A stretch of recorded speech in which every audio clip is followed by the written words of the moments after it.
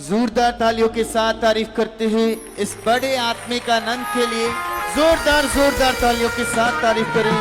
अभी अपने हाथों को उठाएं, अपनी आंखों को बंद करें और उसकी ओर मन लगाएं, क्योंकि सचमुच वो यहोवा एलोहीम, वो यहोवा राफा, इस संसार को रचने वाला, जो मुर्दों को जिंदा करता है, जो लंगड़ों को चलाता है, वो खुदा यहाँ खड़ा है, वो आपके साथ खड़ा है।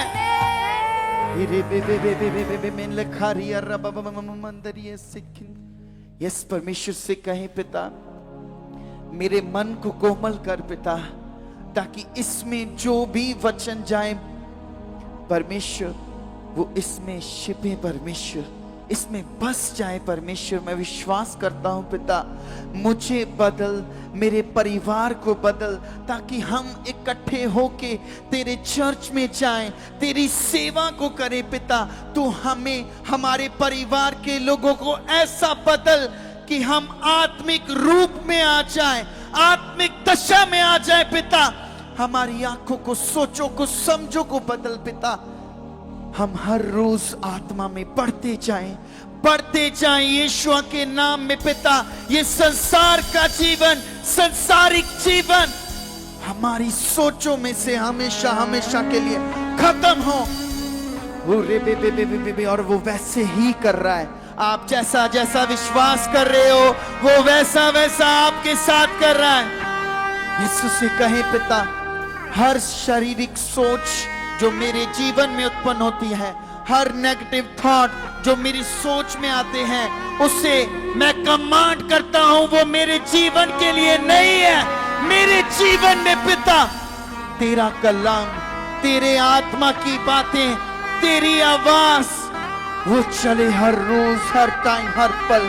और मैं विश्वास करता हूं तूने यीशु के नाम में ऐसा कर दिया है। हालेलुया! तो जोरदार तालियों के साथ तारीफ करें, जोरदार जोरदार तालियों के साथ। और आइए अपने स्थानों के ऊपर बैठ जाएं।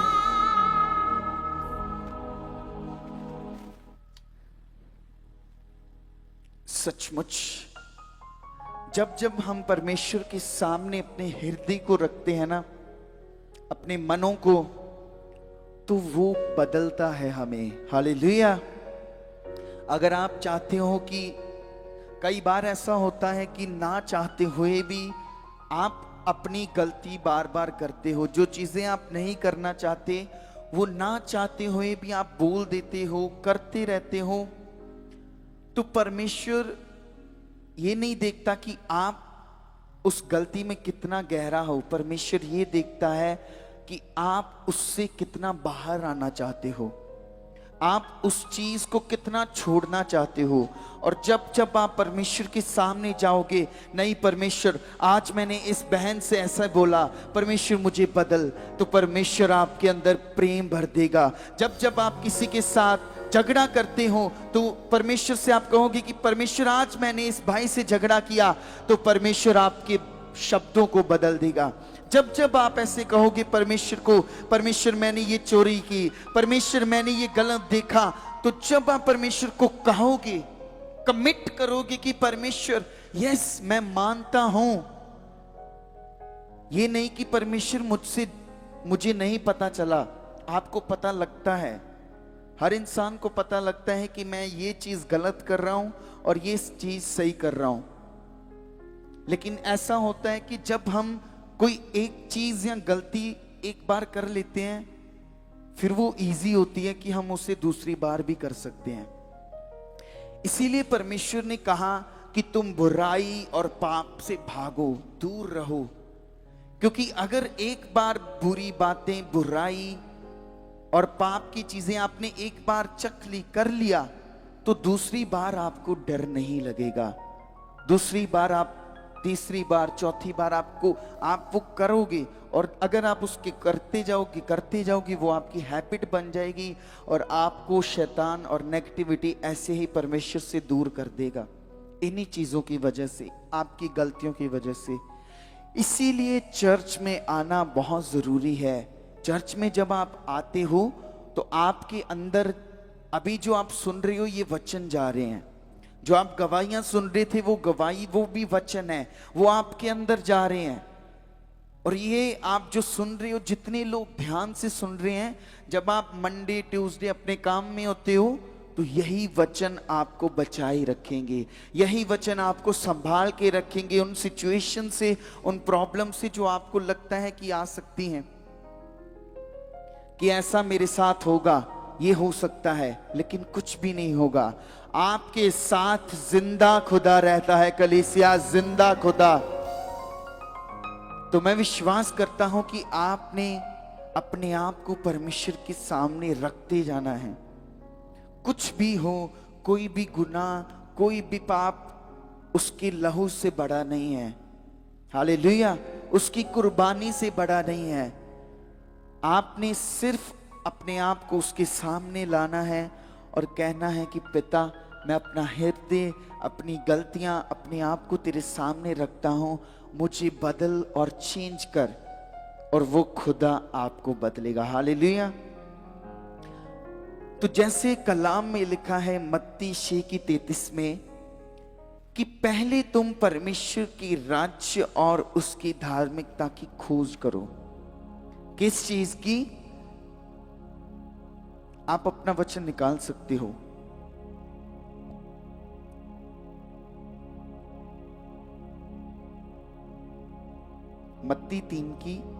मत्ती 6:33।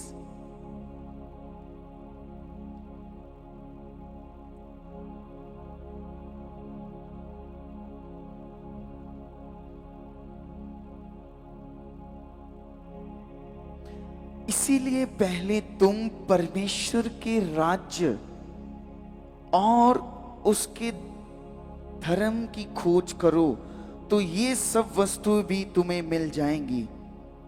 हालेलुया।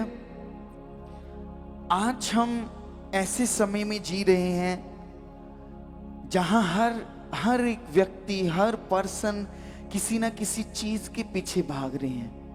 आज के संसार को, आज की दुनिया को देखो, एक दौड़ में है, दौड़ में भाग रहे हैं चीजों को पाने के लिए, घर को बनाने के लिए, गाड़ियों को लेने के लिए मेहनत कर रहे हैं, जॉब्स को लेने के लिए, हर चीज को, उन चीजों के पीछे भाग रहे हैं कि कहीं ना कहीं से अच्छा घर जल्दी बन जाए, गाड़ियां घर में आ जाएं, अच्छी जॉब मिल जाए, बच्चे सेटल्ड हो जाएं, है ना।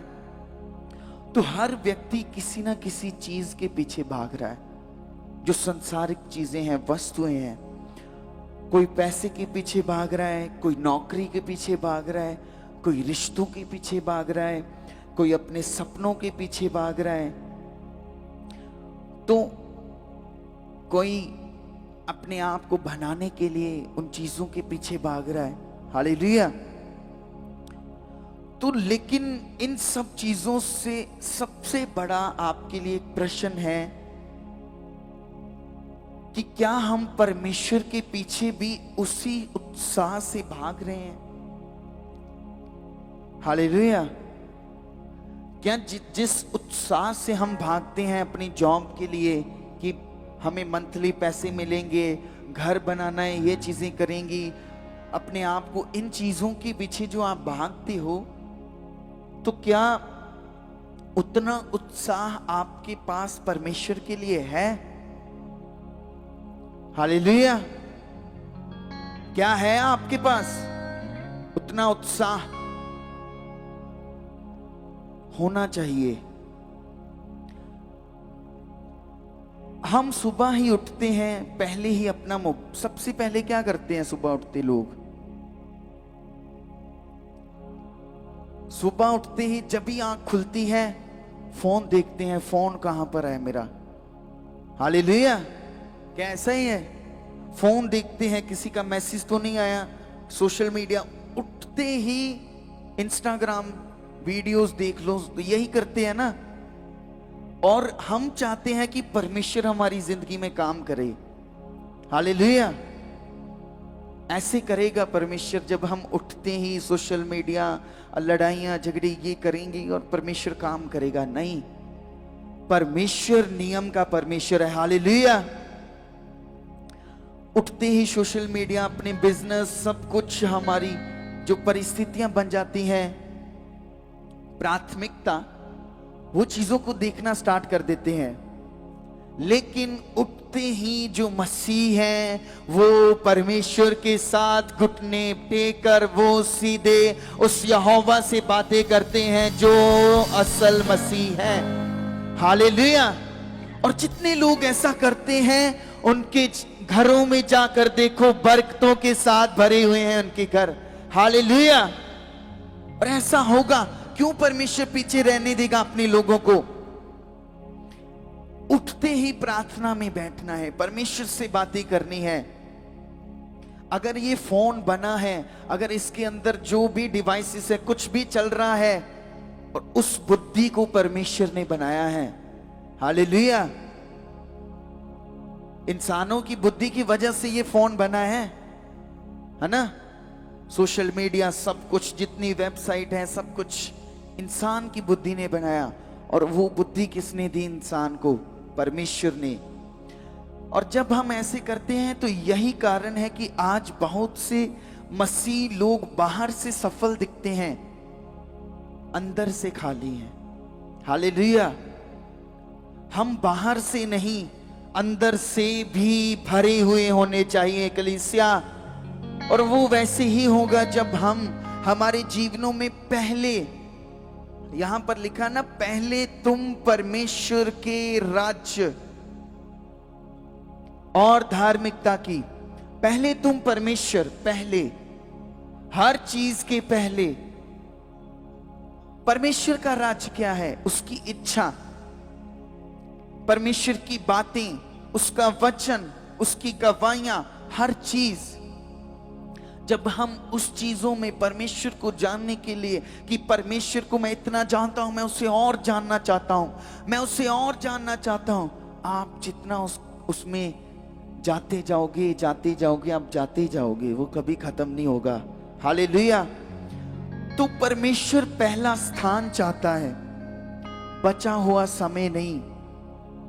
हम परमेश्वर को अपना बचा हुआ समय देते हैं, काम करके, फिर आकर सब कुछ करके फिर कहते हैं कि परमेश्वर तुझे समा दे रहे हैं और गवाही बना हमारी जिंदगी में, तुझे समा दे रहे हैं। हम परमेश्वर को समा थोड़ा ना दे सकते हैं।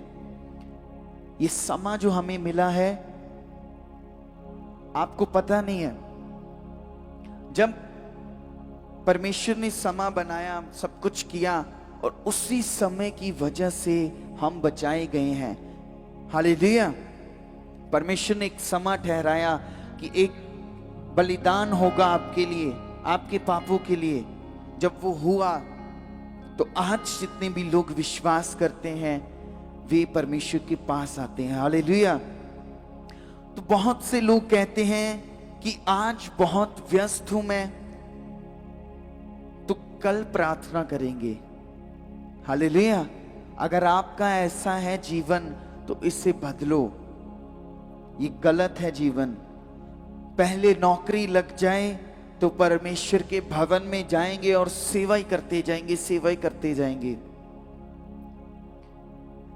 ऐसा गलत है। जब आप सेवा में आओगे, सेवा करोगे, हृदय से करोगे, तो परमेश्वर आपको ऐसी जॉब्स के साथ ब्लेस करेगा जो आपने सोचा भी नहीं होगा। ये नहीं कि आपकी जॉब लगेगी, परमेश्वर काम करेगा, फिर आप सेवा करोगे। नहीं, आप पहले परमेश्वर के पास आओ, उसके राज्य को देखो, उसकी सामर्थ को देखो, फिर आपको समझ आएगा कि मैं इन जो वस्तुओं के पीछे भाग रहा हूं, अपनी जॉब्स के पीछे भाग रहा हूं, इन चीजों के पीछे, ये व्यर्थ है। आप परमेश्वर की इच्छा के पीछे आना स्टार्ट कर दो तो ये चीजें आपके पीछे आएंगी। ये वचन झूठ नहीं है। अगर परमेश्वर का वादा अब्राहम के साथ पूरा हुआ तो ये भी परमेश्वर ही कह रहा है और वो आपके साथ करेगा, क्योंकि उसने आपको बुलाया है अपनी सामर्थ को प्रकट करने के लिए। हालेलुया। उसने आप लोगों को इसीलिए बुलाया है ताकि वो अपनी सामर्थ को आपकी जिंदगियों में प्रकट करे। हालेलुया। तो कई लोग ऐसे सोचते हैं कि पहले मैं पैसा कमा लूं, फिर रोज चर्च जाया करूंगा, पहले मैं गाड़ी ले लूं, फिर रोज चर्च जाया करूंगा। अरे पहले परमेश्वर के पास आओ तो वो आपको गाड़ियों के साथ ब्लेस कर देगा। हालेलुया। और ऐसा ही है, आपने अपनी सोच को ऐसे बिल्कुल नहीं बनाना कि पहले मेरे दूसरी काम फिर परमेश्वर। हर टाइम, हर सेकंड, हर पल पहले परमेश्वर। हालेलुया। सबसे पहले परमेश्वर को हर चीज में स्थान देना स्टार्ट कर दो। अगर आप सुबह उठे हो तो परमेश्वर का धन्यवाद करो, फिर आप अपनी जॉब में, स्कूल में, कॉलेजेस में जाओ। अगर बहनों ने उठना है, घर का काम करना है, कुछ भी करना है, तो उठते पहले धन्यवाद करो, फिर सब काम करो। यही मसीह जीवन है और यही मसीहों के अंदर होना चाहिए। आप अपनी चंगाई, अपनी वस्तुएं, अपनी इच्छा के लिए आए हो, ये सब कुछ परमेश्वर के पास है। हालेलुया। तो परमेश्वर आपको देगा, लेकिन परमेश्वर कभी भी हमारे जीवन का आखिरी विकल्प नहीं बनना चाहता। वैसे भी जितने लोग हम संसार से आते हैं, सबसे आखिर में आकर हमें पता चलता है कि यहां पर आकर भी देख लेते हैं। हालेलुया। कि चर्च में जाकर भी देख लेते हैं, लोग कहते हैं यहां पर ऐसे होता है, ये हील होते हैं, ऐसे करते हैं, प्रार्थना करवाते हैं, तो लोगों के जीवन में काम होते हैं। हालेलुया। तो अगर आपकी जिंदगी में ये आखिरी था यीशु मसीह, और आज वो पहले बन चुका है, तो उसे पहले स्थान पे ही रहने दो। हालेलुया। उसका स्थान आपकी जिंदगी में हमेशा पहले पहले और पहले होना चाहिए। तो आपकी जिंदगी में कभी खालीपन नहीं लगेगा, कभी लोनलीनेस नहीं लगेगा, कभी अकेलापन नहीं लगेगा। आपको ऐसा लगेगा कि मेरे साथ सेना चलती है, सेना। हालेलुया। और सचमुच ऐसा है। जब हम परमेश्वर को बचा हुआ समय देते हैं, तो कैसे हम ये सोच लेते हैं कि मैं तो रोज चर्च जाता हूं, परमेश्वर काम नहीं कर रहा, अब नहीं मैं जाऊंगा। पहले परमेश्वर को, उसके नियम को समझो। अगर परमेश्वर नियम का परमेश्वर नहीं है, तो वो परमेश्वर ही क्यों? नियम परमेश्वर ने बनाए हैं, परमेश्वर नियम के साथ चलता है, रूल्स एंड रेगुलेशंस के साथ चलता है। हालेलुया। और अगर परमेश्वर हमसे पूछे कि तुम्हारे जीवन का राजा कौन है, हालेलुया, और यदि आपकी सोच में उत्तर है आपका पैसा, मोबाइल, हालेलुया, संसार, आपके दोस्त, आपके रिश्तेदार, तो कोई फायदा नहीं है आपका यहां पर आकर सुनना और बैठना, कुछ भी नहीं फायदा। आपके जीवन में एक ही राजा होना चाहिए, वो है प्रभु यीशु मसीह, परमेश्वर। हालेलुया। और कोई चीजों की इतनी वैल्यू नहीं रखनी हमने। अगर आप पैसों के ऊपर मन लगाओगे तो आप परमेश्वर से दूर होते जाओगे।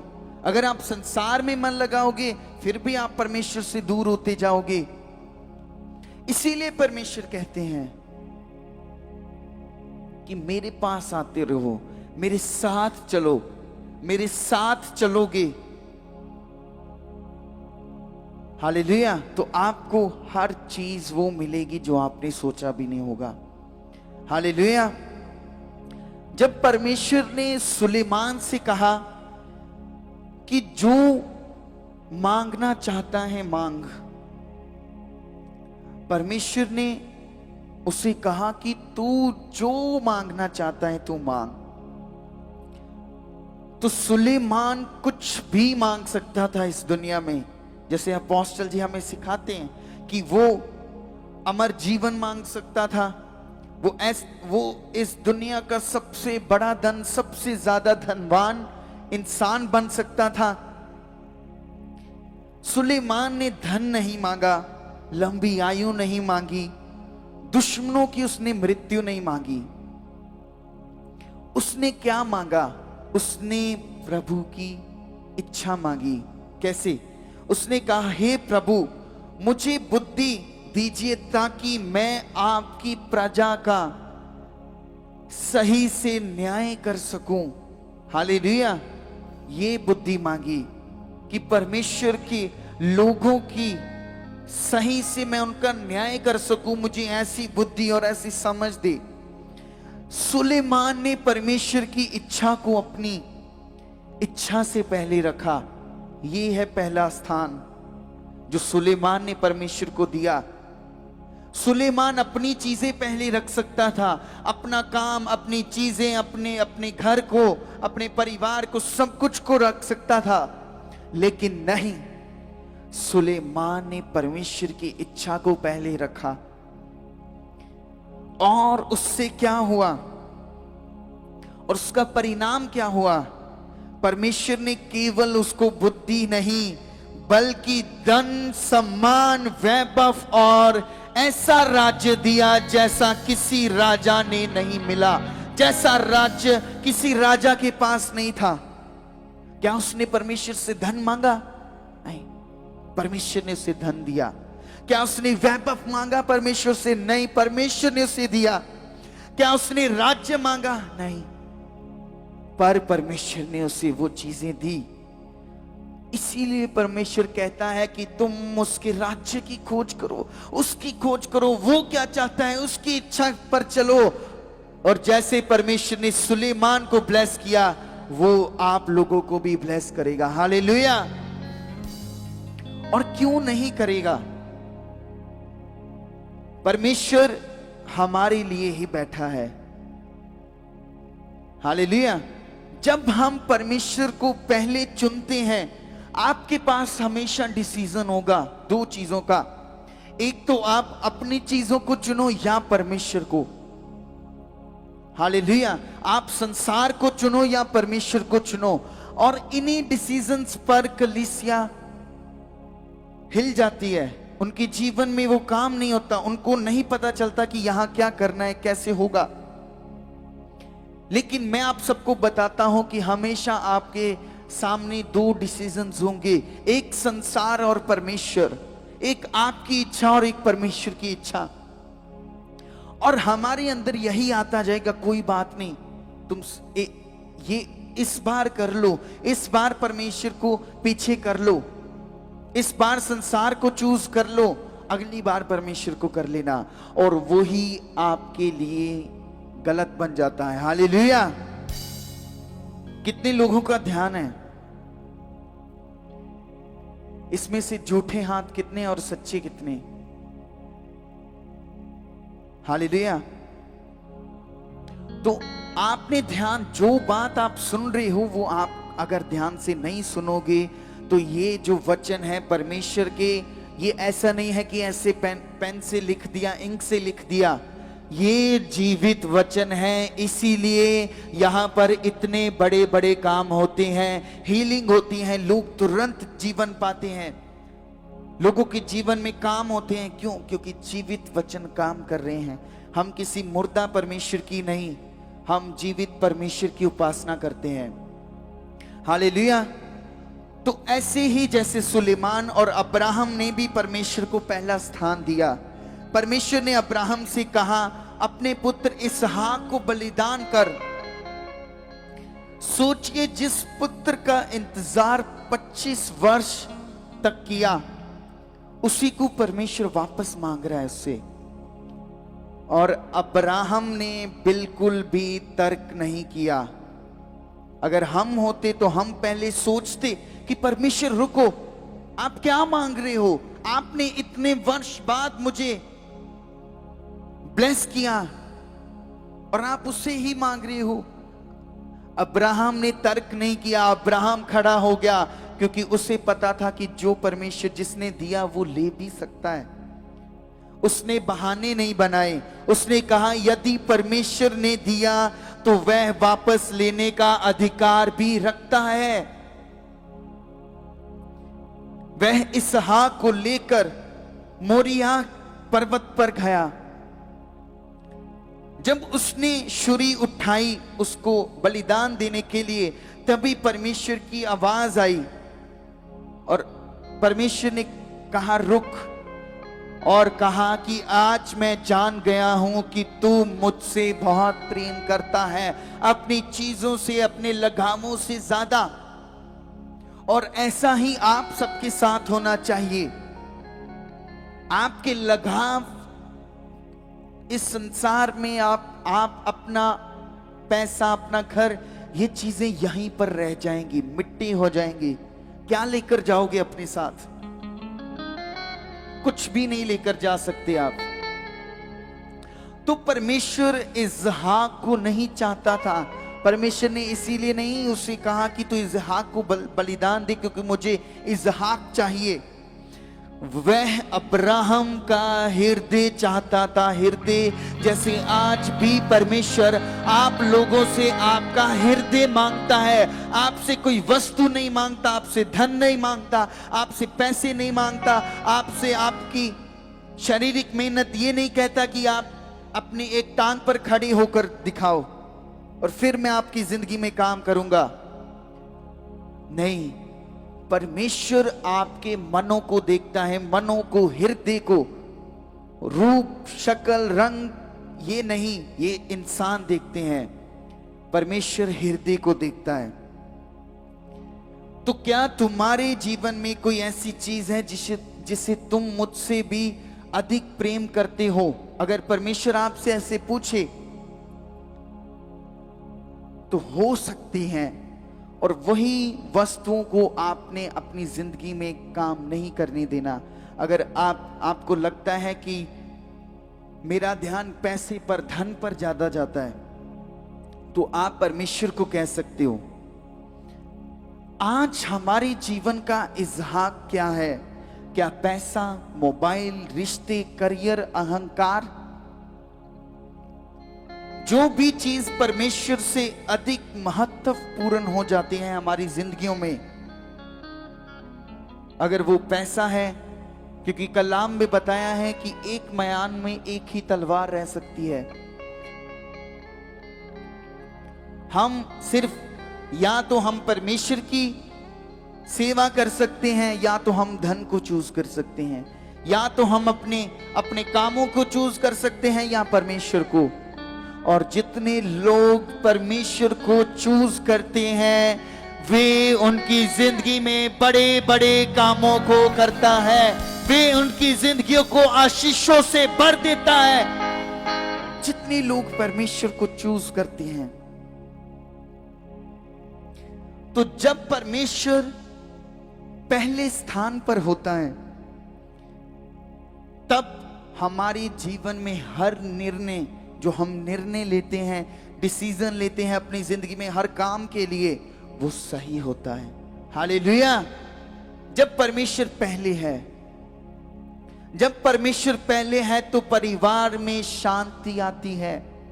हालेलुया। जब परमेश्वर पहले है तो पाप पर विजय मिलती है। हालेलुया। जब परमेश्वर पहले है तो हर काम सफल होता है यीशु के नाम में। हालेलुया। तो आप अपनी जिंदगी में देखो कि क्या आज परमेश्वर हमारी जिंदगियों में पहले है कि नहीं? क्या आज भी हमारी चीजें, हमारी जॉब्स, हमारा काम पहले है कि परमेश्वर जो आपको लगता है कि आपको जॉब्स मिली है, आप काम करते हो, जहां पर भी जाते हो, परमेश्वर इससे भी बड़ी जॉब दे सकता है आपको, इससे भी अच्छी जॉब दे सकता है। लेकिन अगर आप अपनी जॉब को चूज करते हो तो आप वहीं पर रह जाओगे। अगर आप चाहते हो कि परमेश्वर आपकी जिंदगी में काम करे, क्योंकि ये वही परमेश्वर है जिसने अपने लोगों को बचाने के लिए समंदर के 2 भाग किए, जिसने अपने लोगों को बचाने के लिए अपने आप को कुर्बान किया।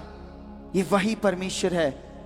तो जोरदार तालियों के साथ तारीफ करते हुए, जोरदार जोरदार तालियों के साथ तारीफ करते हुए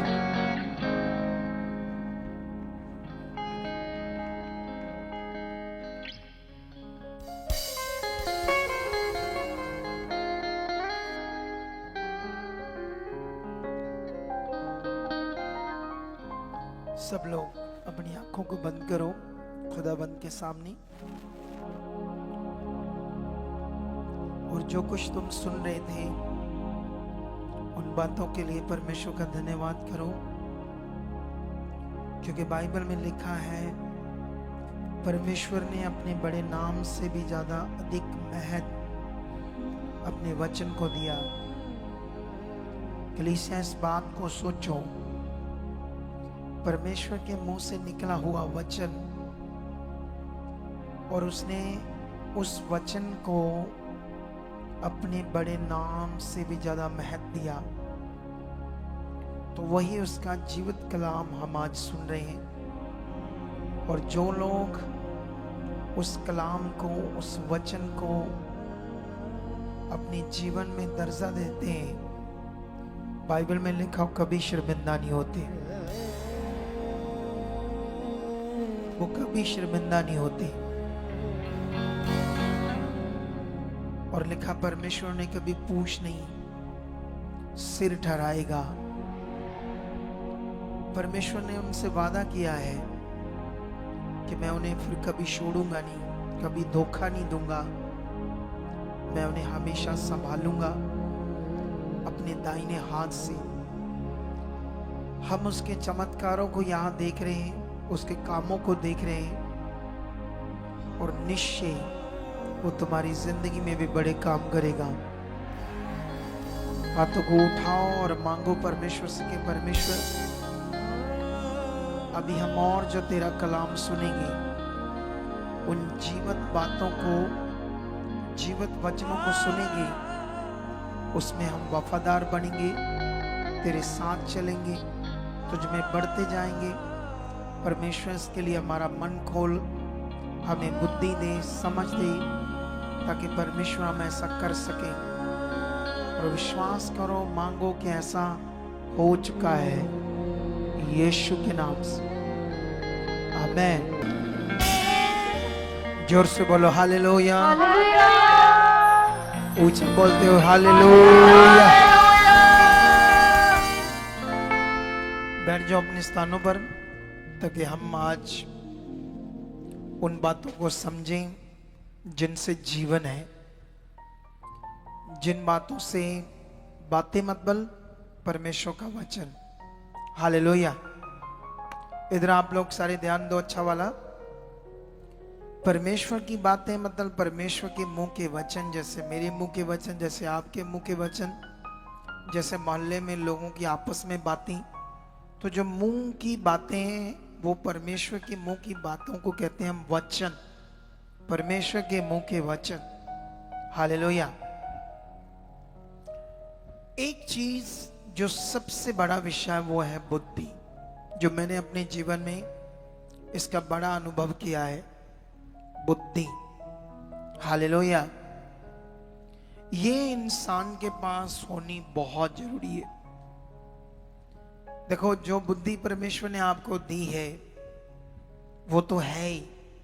जो हर मनुष्य के पास एक बुद्धि है, उसको पता मेरा नाम ये है, मैं ये मनुष्य हूँ, मेरी ये माँ है, बहन भाई है, मेरी वाइफ है, मैं संसार में ये इंसान हूँ, ये चीजें, काम काज क्या करना है, दुनियादारी क्या है, झूठ क्या है, सच क्या है, मतलब बुद्धि में जो भी दुनिया में रहना चलना है वो समझ है। एक तो वो बुद्धि, एक इससे बढ़कर बुद्धि होती है जो सुलेमान ने भी मांगी, जो बाइबल में भी लिखा है कि अगर किसी को बुद्धि की घटी है तो वो किससे मांगे? वो परमेश्वर से मांगे। ये देखो, बंदों ने हवा यहां छोड़ी हुई, यहां, ये भी बुद्धि है। क्या ये? मैं वहां हूं और हवा यहां है, इसको कहते हैं बुद्धि। कितनी टॉप की बुद्धि इन लोगों की। इसका रिमोट देना। मतलब अब ये बुद्धि का ही विषय था। कौन सा विषय था ये? कि अगर मैं यहां खड़ा रहूंगा तो इसको यहां क्यों छोड़ा हुआ है, यहां आ रही ना। तो अब ये सारी चीजों को हमें समझना है, ठीक है। कहाँ गया इसका करने वाला? ये अब इसको कर देते हैं ताकि ये वापस वहां जाए।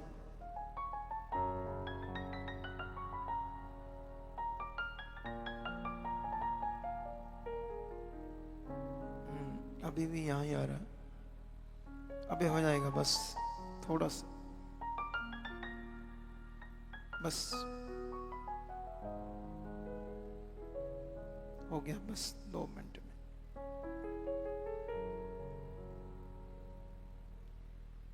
इसको इधर चाहिए, ठीक है। ये दबाना पड़ता है, इधर खड़ा होकर, टाइम लग रहा है ना यहाँ खड़ा होकर। सुरत देखो आप लोग, क्योंकि अभी तो मैं प्रीच में हूँ, प्रचार में हूँ, वचन दे रहा हूँ, तो उसमें मेरा टाइम लगाना तो सही नहीं है ना। कितनों को बात समझ आती है? लेकिन जब सुबह टाइम था तो तब तो आसानी से हो सकता था। बुद्धि एक बड़ा विषय है रियलिटी में। जब यहां मैं अपने लोगों को काम देता हूं, इन्हें मैं समझाता हूं, इन्हें मान लो ये समझ है कि ये ऐसे करना है, फिर उसको वैसा ना करना, कितना अजीब विषय होगा। आप सोचो सारी,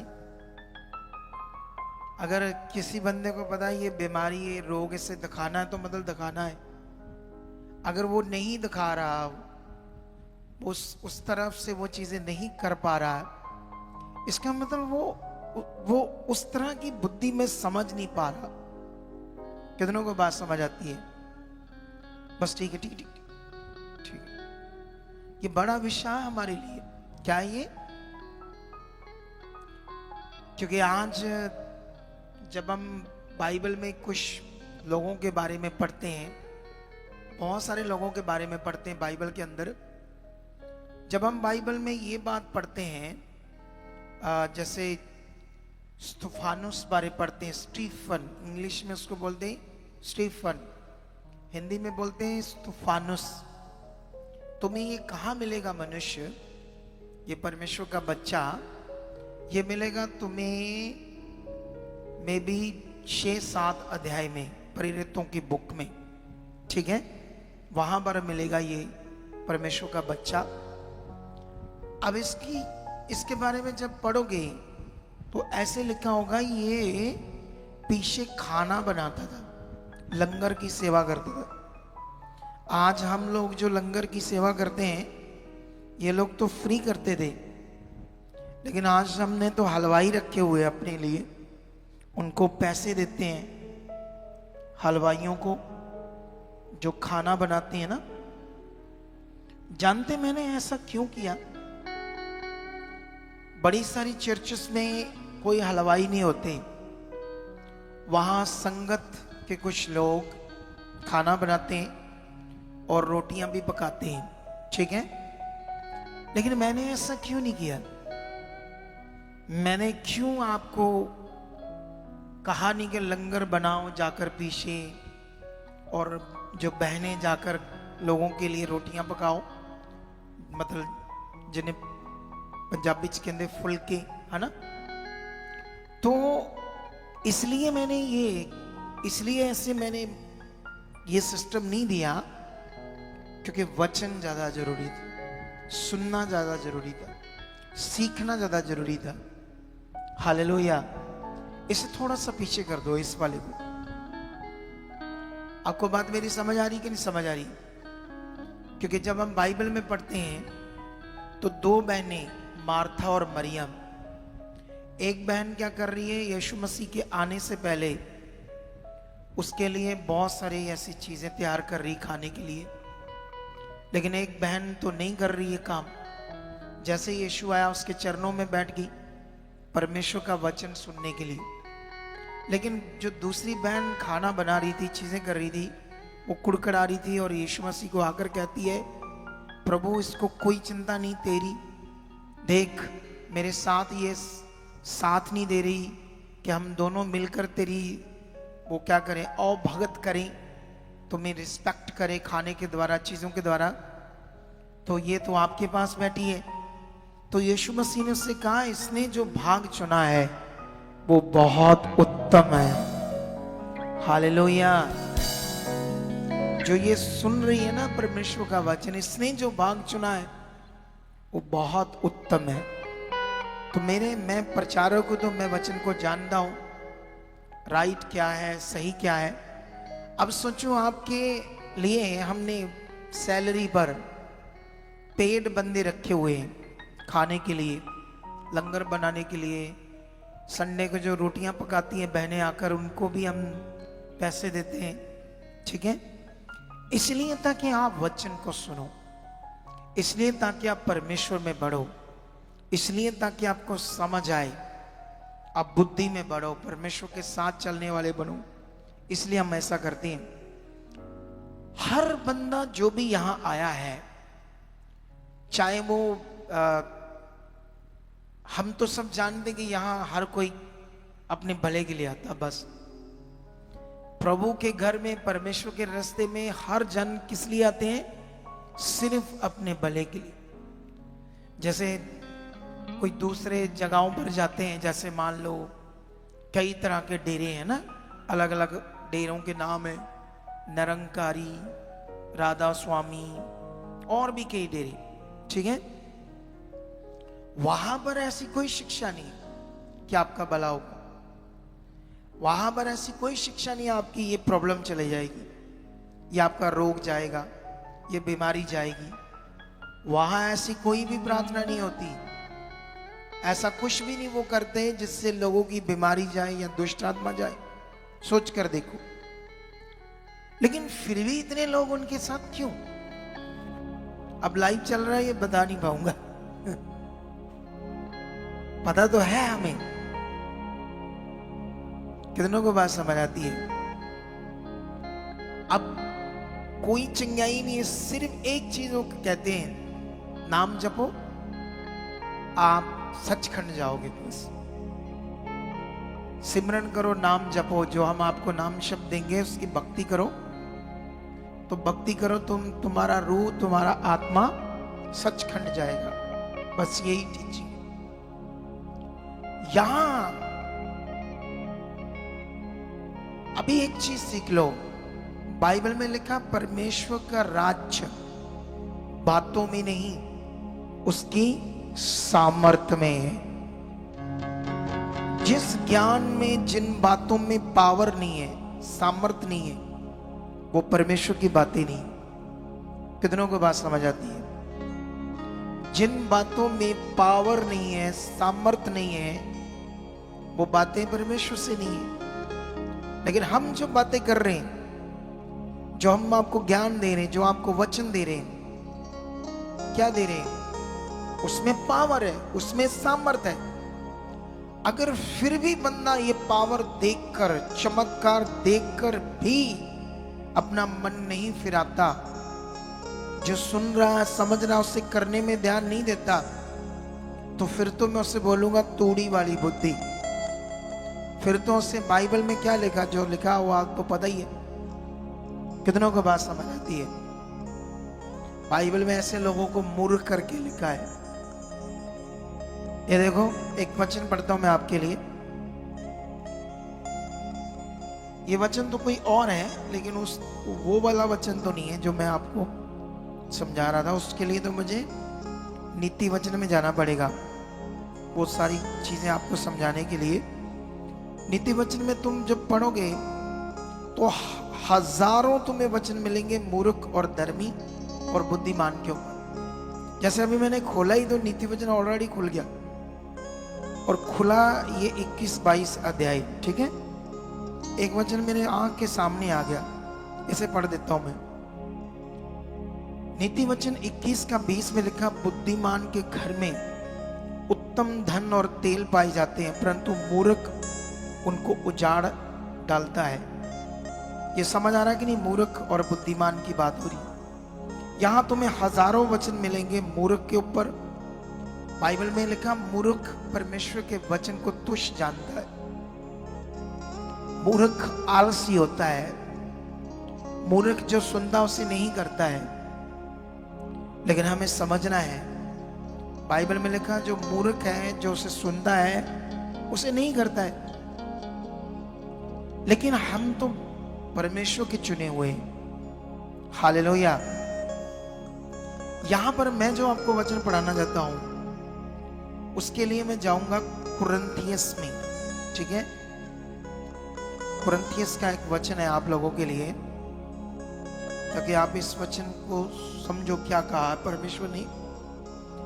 1 कुरिन्थिया 1:18 में ऐसे लिखा, क्योंकि क्रूस की कथा नाश होने वालों के लिए मूर्खता है, परंतु हम उद्धार पाने वालों के लिए परमेश्वर की सामर्थ्य। कितनों को बात समझ आती है आज? अब परमेश्वर जो बात कर रहे हैं वो बहुत बड़ी है, बहुत बड़ी। अब तुम्हें परमेश्वर की बात कैसे समझ आती है, तुम्हारे मन के ऊपर है, तुम्हारे पास कितनी बुद्धि है।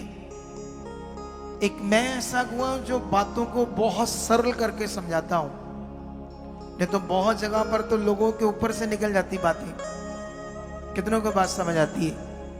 मैंने किसी से मीट कर रहा था और उन्हें मैं समझा रहा था कि अगर कोई व्यक्ति इस मिनिस्ट्री में आकर भी नहीं समझ पाया, आगे नहीं बढ़ पाया, तो फिर तो वो मूर्ख ही ठहरा, आप बुद्धिमान ठहरा। क्योंकि हम जो ज्ञान दे रहे इतना सरल और खास तरीके से समझाते हैं ताकि लोगों को अच्छे से समझ आए। बुद्धि एक बड़ा विषय है जो मैं अपनी जीवन में रियलाइज करता हूं, उसे समझता हूं। जैसे हमारी टीम मुझसे बात करती है, कभी कभी ये ऐसे बिना कॉन्टेस्ट से बात करती मेरे साथ, तो मैं इन्हें फिर समझाता हूं, आप मेरे से ये बात करने से पहले आपने खुद क्यों नहीं इसे समझा? आपको खुद को पता होना चाहिए। जब आपको समझ लो मुझसे बात करो, ये बात है। कितनों को बात समझ आती? मैं तो इसलिए समझाता हूं उनको ताकि उन्हें और समझ आए और आगे बढ़े।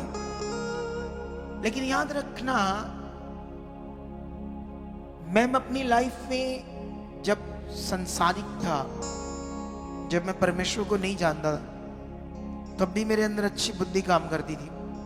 याद रखना, आप जानते हैं मेरे अंदर एक मन होता था जब मैं संसार में होता था। मान लो मैं जैसे मैं दिहाड़ी लगा रहा हूं, काम कर रहा हूं, मैंने सब कुछ किया, मेहनत किया, लेबर की, सब कुछ किया मैंने, ठीक है। तो जब मैं लेबर कर रहा था तो मैं ऐसे सोचता था, अगर मैं खड़ा रहूंगा, काम नहीं करूंगा, तो मालिक आ जाएगा, मुझे देखेगा, तो बड़ी बुरी बात होगी। मैं ऐसे सोचता था।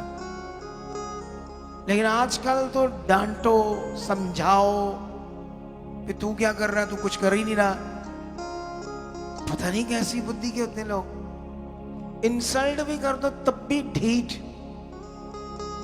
नहीं करना उसको अच्छे से। तो यही फिर फर्क है उनमें और मुझ में। अगर मैं ये चीज तब जब मैं परमेश्वर को नहीं जानता था। आइए, सेवा करने वाले कितने हमारे साथ हैं, बच्चे हैं, कैसे ये काम करते, कितना ध्यान देते हैं, कैसे ये बात को पकड़ते हैं वफादारी से। मैं कभी कभी सोचता मैं संसार में था, आप तो परमेश्वर के पास। जितना आनंद और मजा परमेश्वर के काम में, संसार के काम में नहीं है। बोलो, वो तो एक सिस्टम है दुनिया का कि करना पड़ेगा। बिजनेस, कारोबार, दिहाड़ी तो करनी पड़ेगी क्योंकि उससे पैसा आना है, तो पैसे से चीजें चलनी है। कितनों को बात समझ आती है? लेकिन अभी ये बात सीख लो, जिन लोगों को ये मौका मिला है, अगर वो ये ध्यान नहीं देते तो बाइबल के वो वचन पूरे होते मूर्ख और बुद्धिमान में। नीति वचन में बुद्धिमान और मूर्ख के ऊपर इतना ज्यादा लिखा है ना, आप सोच भी नहीं सकते, इतना ज्यादा लिखा है। कितनों को बात समझ आती है? इवन के ऐसे लिखा है, बुद्धिमान को डांट, वो तो और आगे बढ़ेगा, मूर्ख को मत डांट, वो झगड़ा करेगा, गुस्सा करेगा, ऐसे भी लिखा है। हमारे पास भी टीम में सेवा करने आते बच्चे, जब मैं डांटता हूं फिर गुस्सा करते हैं। अब जब गुस्सा करते तो किस लेवल के हैं, बुद्धिमान वाले या किस वाले लेवल के? अब उन्हें खुद को पता होता है कि हाँ हम यहाँ गलत, अब डांट पड़ रही। कभी सही बंदे को, साफ दिल वाले को, सही से अपने काम करने वाले को कभी कुछ कहता है? बोलो आप सुनाओ। कोई मूर्ख ही होगा फिर उसको जो कहेगा कुछ है। आज मैंने फिर डांटा टीम को, अपने बेटे को, क्योंकि आज कुछ ऐसा हुआ कि मैंने इनसे बात ही नहीं की। 10:30 बजे बात, कुछ ऐसा ही हो गया था जिससे मैं बात ही नहीं कर पाया। लेकिन मैंने डांट रहा था कि मैं अगर 8:30 बजे तुम पर चढ़ जाऊं, 9 बजे चढ़ने का मतलब समझते हो ना, किसी के पीछे फोकस करना, ऐसे करो, जल्दी करो, तो फिर आप टाइम से लाइव करते हो तो क्या है, तुम क्या कर रहे हैं? हम खुदा के लोग हैं, हमारा काम है दुनिया को एक सिस्टम देना। जो हमें ऑनलाइन देखते हैं वो हमें भी जज करते हैं। वो जज ये करेंगे कि खुद तो बोल दें 10 बजे से पहले, और आप तो 10 बजे लाइव नहीं करते। आप तो अपने सिस्टम को राइट करो पहले। कितनों को बात समझ आती? तो हर एक पॉइंट होता है जिसे पकड़ना होता है। कितनों को बात समझ आती? जब मैं संसार में था ना, संसार में था, जब मैं ढूंढ रहा था जीवन को, और जो भी अपनी मेहनत मशक्कत कर रहा था, रियलिटी में मैं उसमें वफादार था। मेरी एक स्टोरी है छोटी सी। मैंने वेटरों का काम किया 10 दिन, 30 रुपए दिहाड़ी थी उस समय, 1997 में। कब की बात है ये? 1997 की बात कर रहा हूं मैं। 30 रुपए दिहाड़ी पर मैंने 10 दिहाड़ियां लगाई, और जो उसका हेड था उसने पैसे ही नहीं दिए। इतनी मेहनत का काम होता वो, कितने क्रूर होते लोग। लेकिन 10 दिन में मैंने उस काम को समझा, ये क्या काम क्या है। ये सारे बच्चे मेरे साथ सेवा करते हैं, कितने सालों से मैं समझाता ही आ रहा हूं। मुझे उस हेड ने नहीं समझाया, मैं खुद समझने लगा, ध्यान देने लगा, क्योंकि मुझे जरूरत थी। दुनिया में कुछ करना है, क्योंकि जो मैं लेबर कर रहा था उससे मेरा जीवन अच्छा नहीं होना था। तो मुझे था कुछ अच्छा करना है, कुछ कारागरी मेरे हाथ में चाहिए, कोई स्किल्स चाहिए, ऐसे सोचता था मैं। जब उसने मेरे पैसे मार लिए मुझे बड़ा दुख हुआ। फिर मेरे दिमाग में आया मैं खुद हेड बनूंगा, ठीक है। और जानते हो, मैं एक नया बैंक्वेट बन रहा था, उसके पास गया, उसको जाकर मैंने बोला कि मैं वेटरों का हेड हूं, क्या आप मुझे अपना काम दे सकते हो? तो वो मालिक भी नया था, उसको भी ज्यादा कुछ नहीं पता था, उसने मुझे काम दे दिया। उसने मुझे 10 वेटर लेकर आने के लिए एक डेट दे दी, उनका शादी था, प्रोग्राम था। और जब मैं 10 वेटर लेकर गया, इसमें स्टोरी है, वेटर लाया कहां से मैं? अरे हिल जाओगे सुनकर, क्या दिमाग मेरे अंदर काम कर रहा था। चलो वो तो लंबी स्टोरी हो जाएगी, मेन पॉइंट समझाता हूं मैं आपको। पहला काम हमने उसका किया, 10 वेटर थे, उसने 200 लोग कहा था आने, आगे 500। अब जब 500 लोग आ गए, क्योंकि उन्होंने भी झूठ बोला होगा जिन्होंने शादी करनी थी, क्योंकि उस जमाने में पैसा ही नहीं होता था लोगों के पास इतना। 1997 में बहुत छोटी दिहाड़ी होती थी। अरे उस समय तो थोड़ा सा और पीछे जाओ तो 1 लाख रुपया किसी के पास हो, बड़ी वैल्यू होती थी। आज तो 1 लाख कुछ भी नहीं। समझ आ रही कि नहीं समझ आ रही? लेकिन याद रखना, मालिक मुझसे खुश हुआ, मैं बड़ी वफादारी से काम किया, बड़े काम अच्छे भुगतने लगे, वहां शादियां भुगतने लगी वहां। मुझे याद है वो पिछली साइड जो थी उसकी बैंक्वेट की ओपन थी। उन्होंने नए मैट लेकर आए थे उन दिनों में, नए मैट, ठीक है। और जैसे नए मैट लेकर आए, हमने 3 बजे प्रोग्राम खत्म हुआ तो 3:30 बजे हम साइकिल था मेरे पास, निकले, हम घर गए थके हुए। वेटर चले गए सारे। अचानक जाकर हम सोए अभी 15-20 मिनट, और ओपन में सोए थे, गर्मियों के दिन थे, बारिश आने लगी थोड़ी थोड़ी। जब मेरे मुंह पर बारिश पड़ी, मैं एकदम से उठा, मेरे दिमाग में उठी रही, वो मैट तो भीग जाएंगे, वो कच्ची जमीन पर है, वो तो खराब हो जाएंगे। अब मेरे घर से जहां मैं रहता था वहां 7-8 किलोमीटर दूर, 10 किलोमीटर दूर था वो पैलेस, और मेरे पास कोई कार तो दूर की बात है, बाइक तक भी नहीं है, कोई स्कूटर तक भी नहीं है, साइकिल है। अब थके इतने थे, अभी आंख लगी थी, उठना भी मुश्किल था। मैं अपने भाई को खींच कर उठाया और उसको साइकिल के पीछे बैठाया, नहीं चल। मालिक ने क्या कहना था, बोलो? ये जिम्मेवारी नहीं थी मेरी कि मैं जाऊंगा तो वो संभालूंगा। मालिक ने ना ही मुझे कुछ कहना था, खुद का ये दिल था, वहां नुकसान नहीं होना चाहिए जहां मैं लगा हूं, जहां मैं अब मुझे पैसे मिलते हैं। कितनों को बात समझ? ये मैं तब करता था जब मैं शारीरिक था, यीशु मसीह को नहीं जानता। इधर तो यीशु को जान के, परमेश्वर को जानकर भी नहीं, समझा भी लो, मुंह विंगा ही रहता है लोगों का। क्या रहता है लोगों का? मुंह में देखा विंगा ही रहता है, कोई चीज अच्छे से नहीं पकड़ते। कितने लोगों को मैं ऐसे देखता हूं। फिर मैं प्रेयर करता, परमेश्वर इनका भला करना। इसे कहते हैं बुद्धि, इसे कहते हैं समझ। शायद ये मेरा मन ही मुझे यहां ले है, शायद मेरी कॉलिंग इसी मन को देखकर थी कि मैं उसका काम करूं। आज लोग पैसे भी लेते हैं और ईगो अलग से रखते हैं, अकड़ अलग से रखते हैं, ये सही चीज नहीं है। कितनों को बात समझ आती है? हम खुदा के लोग हैं। तुमने जहां भी काम करना वफादारी से करना है, ना चोरी करनी, ना झूठ बोलना, ना गलत काम करना।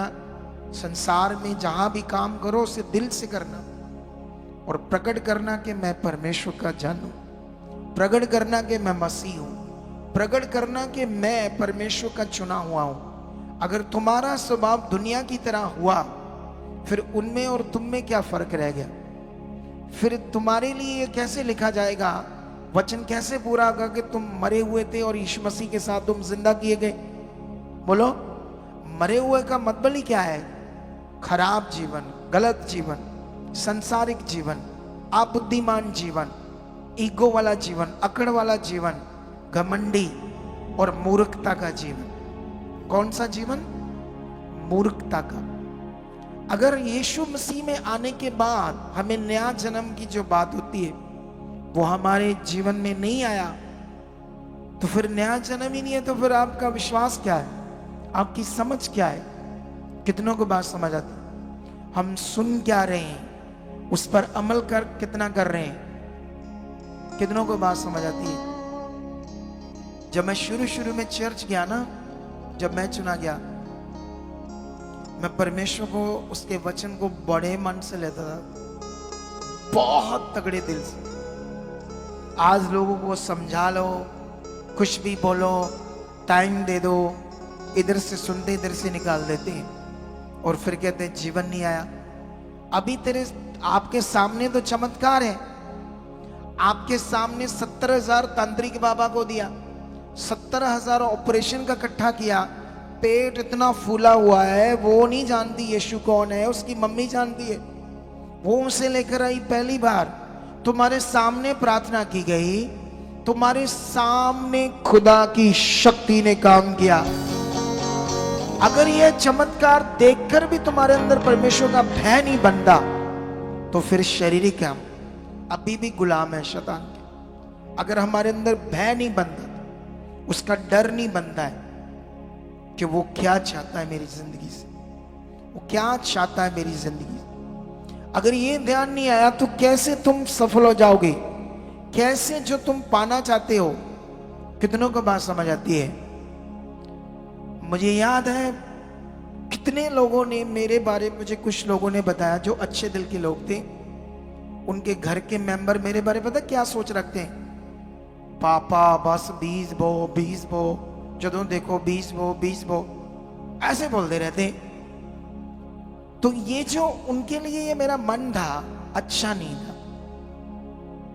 बोना या ना बोना तो तुम्हारे ऊपर है, लेकिन दिल में ये बात ऐसे रहना, इसका मतलब आप रिस्पेक्ट नहीं करते अगुए की। तो जो रिस्पेक्ट नहीं करता तो वो तो हालातों में जाएगा, बोलो।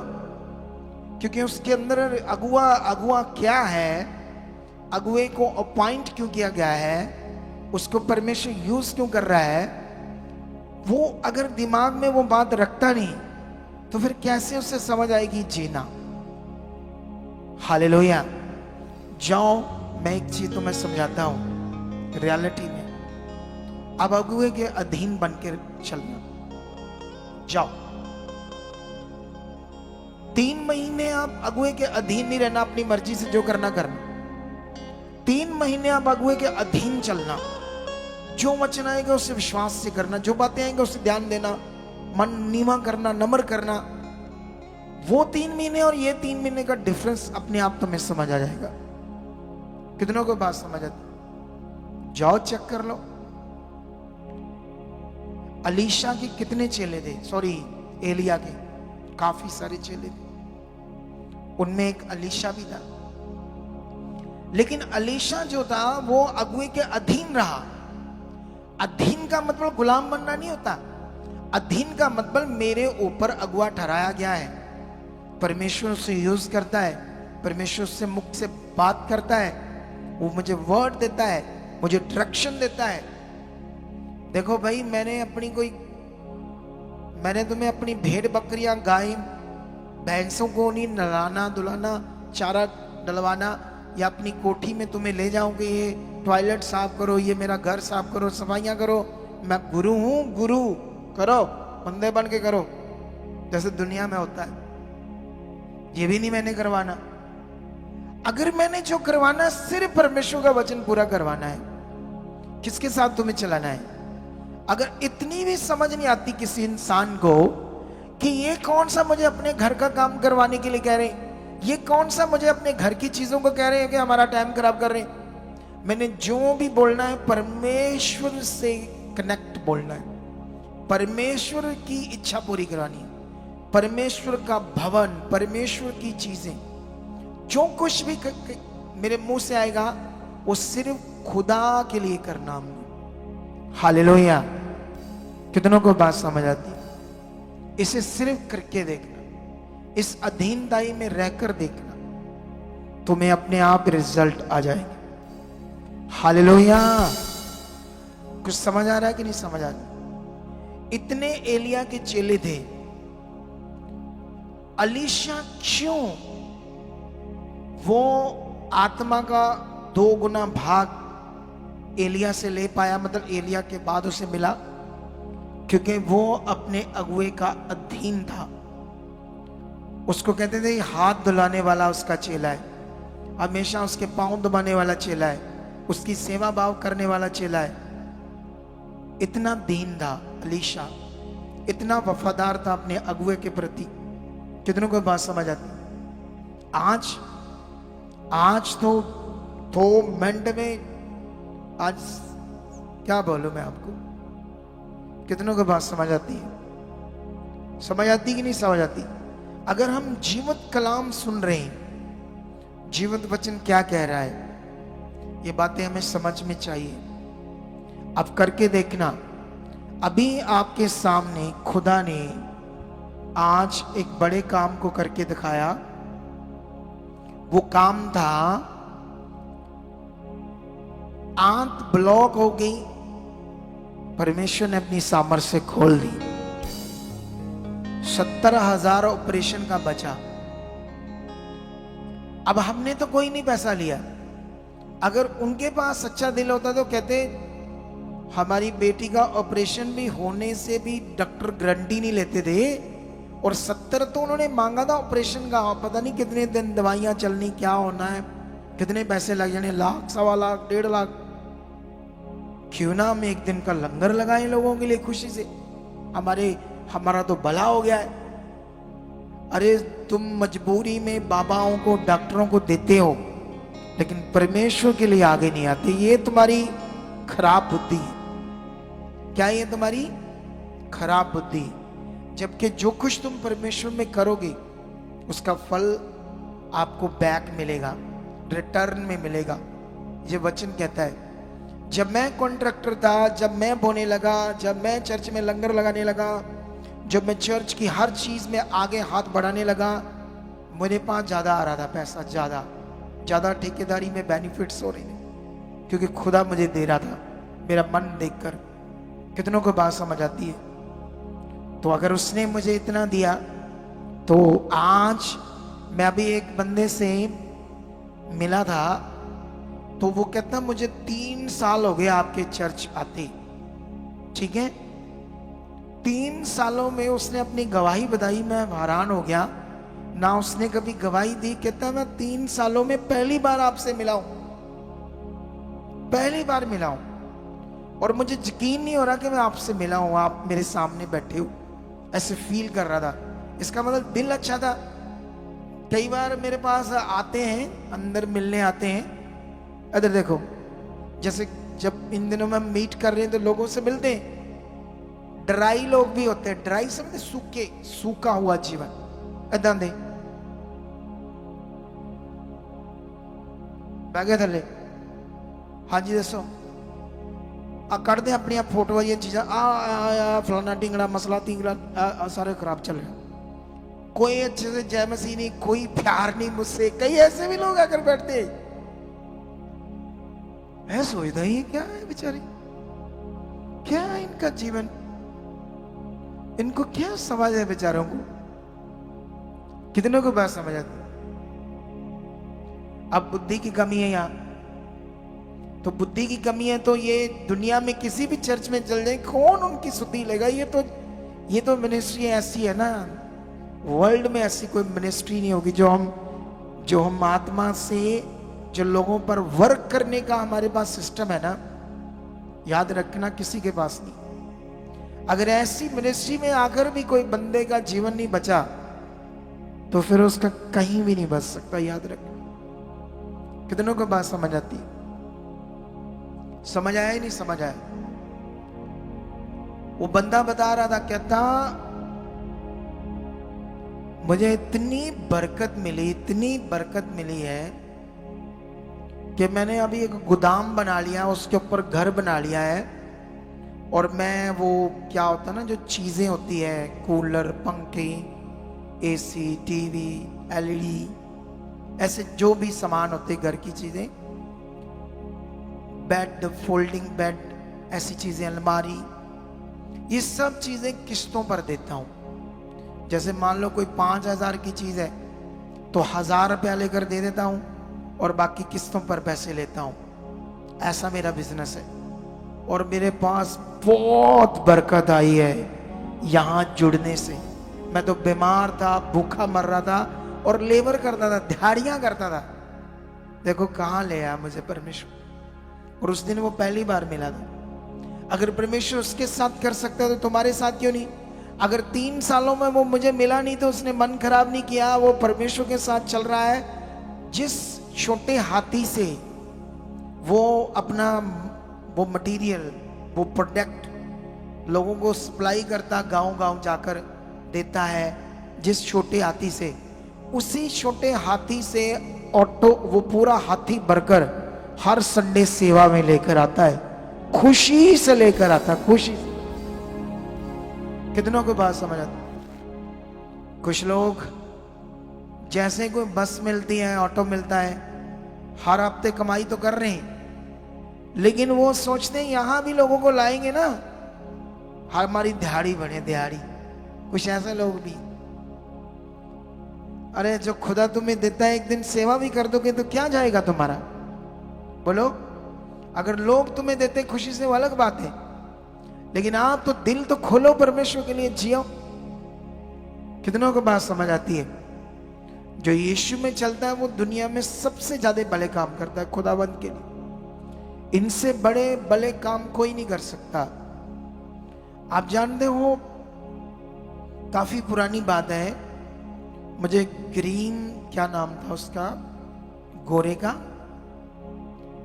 एक पिछले दिनों में मैंने तुम्हें बताया था लेकिन भूल गया नाम, ग्रीन करके है, लेकिन थोड़ा पिछला मैं नाम भूल गया।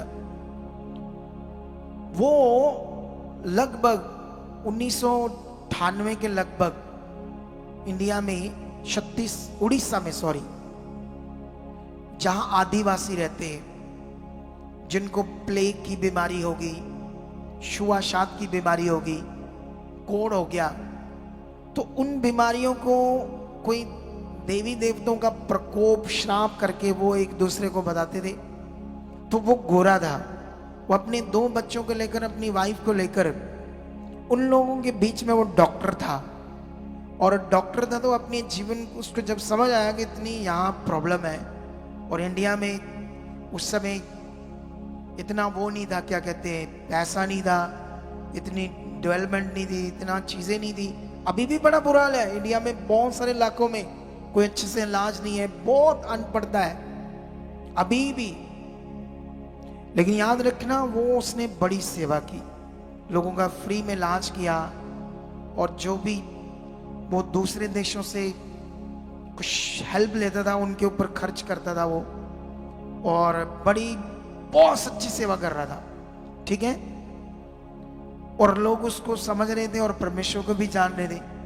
लेकिन बजरंग दलों वालों ने क्या किया, वो जब कभी अपने बच्चों को लेकर साथ में सुसमाचार और लोगों के ट्रीटमेंट के लिए जाता था और परमेश्वर के बारे में बताता था, कई बार वो गाड़ी में सो जाता था, दूर वापस आना मुश्किल था जंगलों में। एक दिन वो गाड़ी में सोए हुए थे कि बजरंग दल वालों ने घेर कर उन्हें उस गाड़ी पर पेट्रोल डालकर उस सेवक को, डॉक्टर को, उनके दोनों 10 साल का 8 साल का जो बच्चा था, जिंदा जला दिया, जिंदा। सोच कर देखो, क्या क्रिश्चियन कभी ऐसा करता है किसी धर्म के साथ? नहीं करता ना। लेकिन उनके दिमाग में क्या है, ये धर्म बदलती। ओ भाई, धर्म होता ही नहीं तो बदलना कैसे? मनुष्य को बदलना है। जिन्होंने उसे जला दिया, तुम तो गुलाम हो शैतान के। तुम्हारा कौन भगवान है जिसने तुम्हें ऐसा करने के लिए कहा है? तुम गुलाम हो दुष्ट के, तुम्हारा तो नाश होना है। लेकिन उन्हें समझ नहीं है। कितनों को बात समझ आती है कि ये अच्छा काम कर रहा था, लोगों को जागरूक कर रहा था,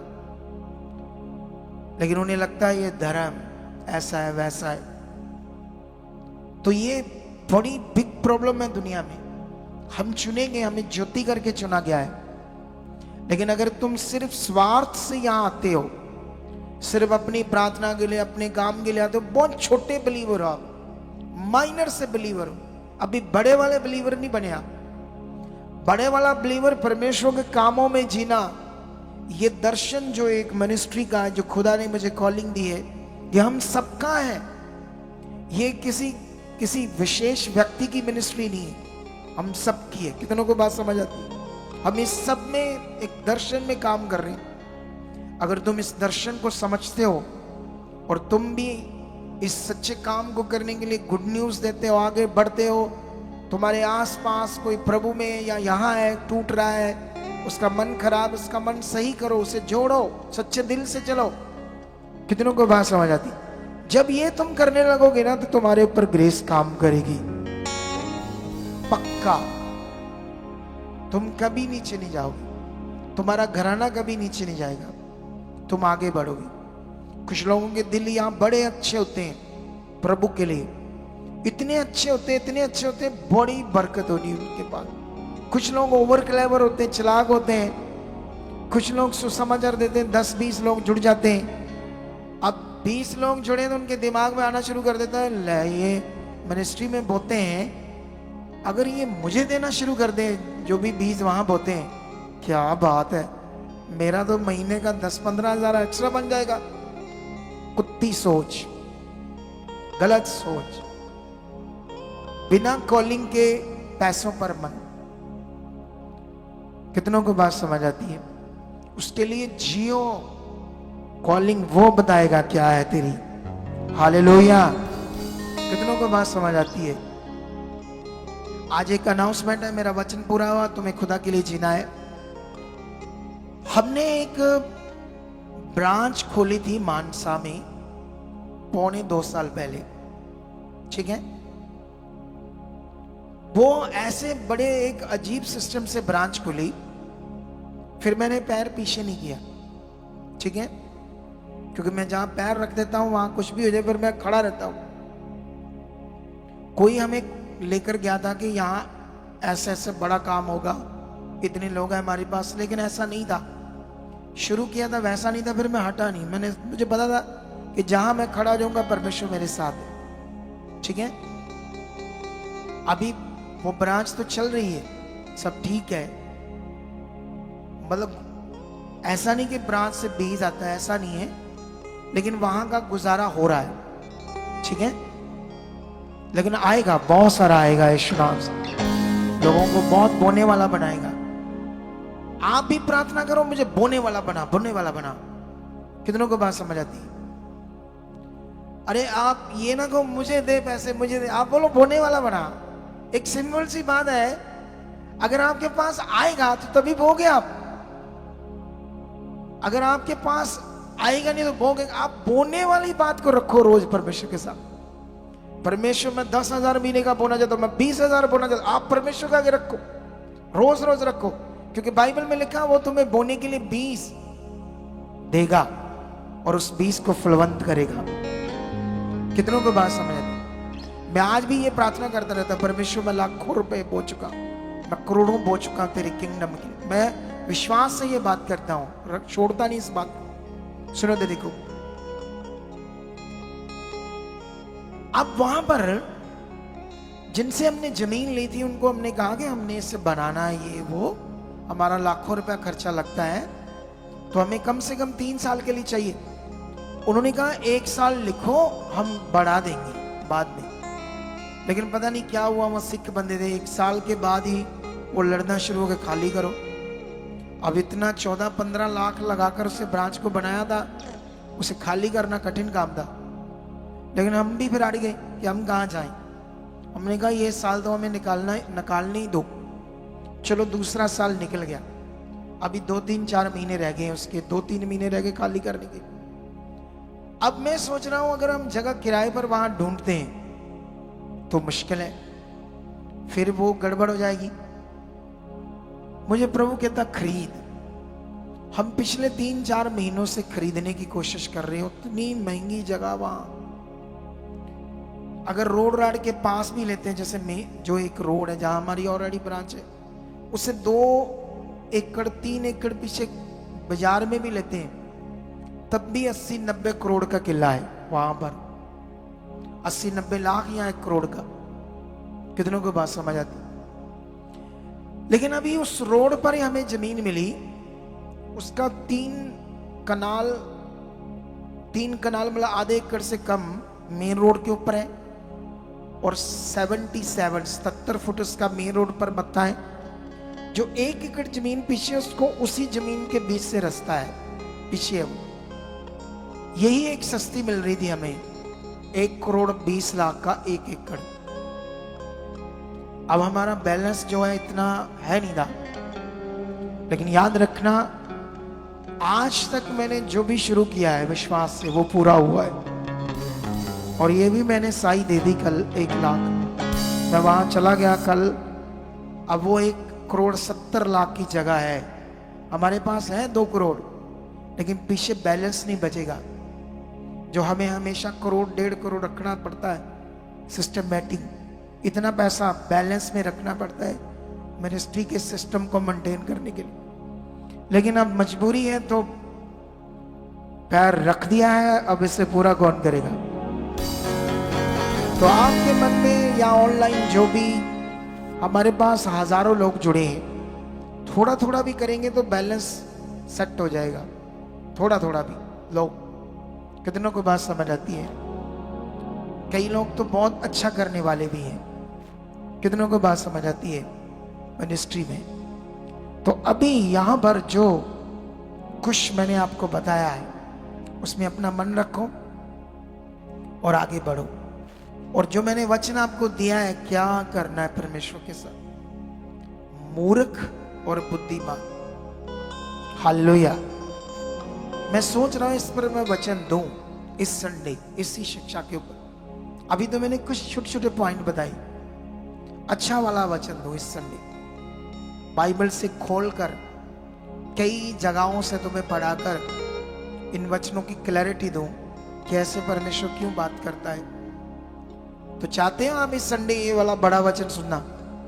पक्का? ऊंचा बोलो। तो आप जब नहीं आते संडे, जो लोग संडे नहीं आते, फिर घर सुनते हो बैठकर? बताओ कितने सुनते हैं घर बैठकर? हैं? हाथ करो ऊपर जो संडे का वचन सुनते, जो नहीं आते संडे। और नीचे करो हाथ। ये जो संडे निकला उसका वचन कितने लोगों ने सुना? हाथ खड़ा करो। बाकी बंदे बन जाओ बंदे। हमने मूर्ख नहीं बनना, आगे बढ़ना है। और मैं बताना चाहता हूं इस संडे हॉली कम्युनियन मीटिंग है प्रभु भोज की। इस संडे व्हाइट कपड़े डालकर आने। उसके बाद थर्सडे भी हॉली कम्युनियन की मीटिंग है प्रभु भोज की, थर्सडे। लेकिन 5 अगस्त को मेरा जन्म हुआ था इस दुनिया में। कितनों को बात समझ आती है? और वो दिन है बुधवार। पिछली बार भी मैंने टीम को कहा कोई मेरा बर्थडे नहीं मनाना, छोटा मोटा मनाएंगे। मैंने ऐसे कहा था, मेरे लिए मेरा बर्थडे मेन नहीं है, मेरे लिए मेरा मकसद मेन है, वो है रूहें। जितनी रूहें बचेगी उतनी खुशी होती है, मुझे आनंद मिलता है मुझे। कितनों को बात समझ आती? लेकिन ये बहुत इन्होंने मुझे विषव कर दिया, विवश कर दिया, कंपेल कर दिया कि नहीं करना है कुछ ना कुछ। तो इसलिए थर्सडे की जो मीटिंग होगी हॉली कम्युनियन भी होगी और बर्थडे मीटिंग भी होगी। हम लोग थर्सडे को शाम को 6 बजे शुरू करेंगे और रात को 11 बजे तक करेंगे। तो आप लोग सेलिब्रेट करने के लिए आना। मैं आपको वर्ड दूंगा, मैं प्रार्थना में रहूंगा, आपको ब्लेस करूंगा। आप मुझे मेरे लिए प्रार्थना करना। कुल मिलाकर कुछ बड़ा होगा यीशु नाम से। हालेलुया। तो जितने ऑनलाइन देख रहे हैं आगे आगे सबको ये मैसेज स्प्रेड करना, ताकि हम उस थर्सडे की मीटिंग को हम शाम को करेंगे 6 बजे स्टार्ट। बर्थडे बुड्डे तो एक बहाना है, मेन तो परमेश्वर का काम है। हालेलुया। हमारा इकट्ठा होना है, आगे बढ़ना है, वर्ड लेना है और तुम्हें बहुत आगे लेकर जाना है यीशु नाम। तो समझ आई आपको?